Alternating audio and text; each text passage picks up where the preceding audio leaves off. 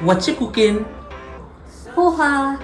Hi guys, welcome to episode 2 of What's Cooking series. For today's breakfast, we decided to cook a Mumbai speciality that is poha. In order to make it nutrient rich, we add a lot of vegetables, lemons and green chilies for vitamin C. Flattened rice or poha offers benefits like easy digestion, controlled blood sugar and weight management due to its high fiber content, making it very ideal for breakfast. Poha is also a very good source of iron, vitamin B, and being gluten free supports heart health and gut function when prepared healthily. So, enjoy the video and we will come back at the end.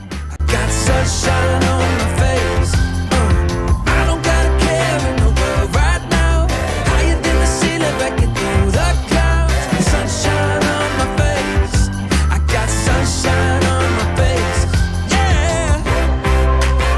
I got sunshine. I got sunshine.